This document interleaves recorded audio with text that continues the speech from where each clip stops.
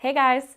So in this week's video, we're going to be covering service pages and the number one mistake that most therapists are making with theirs. Stay tuned.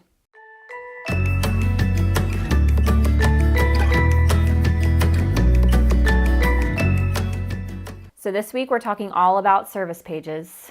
Jessica, what is the number one mistake that therapists make with their service pages? Having one page with bullet points. One page and it's just like services, bullet, bereavement counseling, trauma therapy, marriage counseling, individuals. I work with watermelons and chickens. I mean, how is somebody going to connect to those? If I'm just a bullet point on your service page, I'm not really going to feel anything. No. Just rage. Fucking rage! And you know what's going to happen? They're going to pick someone else. Yep. So let's tell you what to do instead. So instead, you need to have a separate service page for each of your specialties.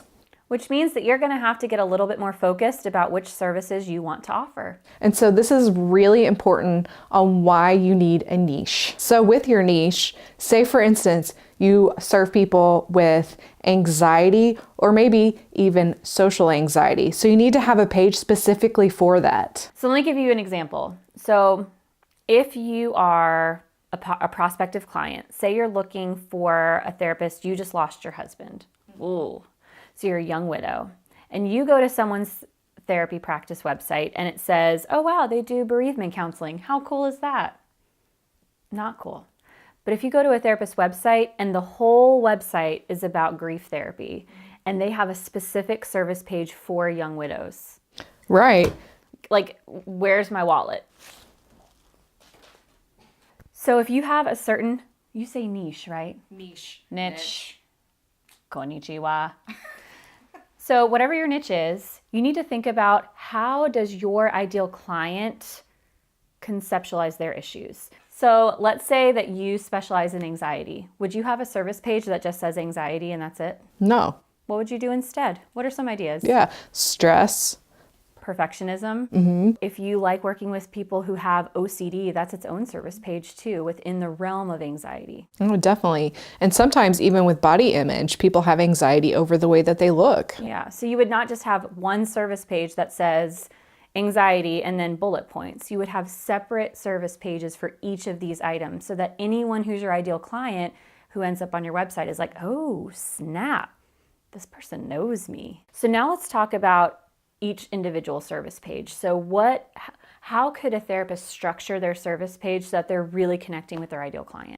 So I would say also kind of that open letter form. So you're speaking exactly to those pain points of that specific service page, but then also it's really important that you also explain how you're going to help them step by step. Yeah, so you would start off by maybe walking them through a day in their life. So if you have social anxiety, you're trying to talk to that person with social anxiety, like what are the specific issues they would struggle with on a day-to-day basis? How does it manifest for them? So you would really paint that picture for your ideal client of what their life looks like so that you can basically let them know that you understand them better than they even know. Definitely. And then also including how you can help them. So that would be later down the page. You just say, hey, look, so in our therapy together, this is how I can help you. This is what you can expect therapy to get you to that next step. It's like you're looking for freedom. You want to not have to be so scared all the time when you want to go out, where it's like, oh my gosh, what if I say something stupid? But actually taking it to that level. Whereas if you just have one single service page with these bullets, you're not able to do that. And then I think the next point is also on the bottom of your service page. How can your clients get in touch with you? And I think that's a great point for us to cover next. So Laura, what is one tangible action step that you can give therapists that are wanting to know what kind of service pages they can provide? Yeah, so I think just sitting down and making a list of all of the different types of issues that your ideal client might say they struggle with, and then you can categorize them into different service pages yourself. So you can actually have fun with this. Just sit down, reflect, think of all the different specific areas that your ideal client says, man, I really struggle with this one issue, and you can turn that into its own service page. Mm-hmm. All right, well, thanks for tuning in, and we'll see you next week.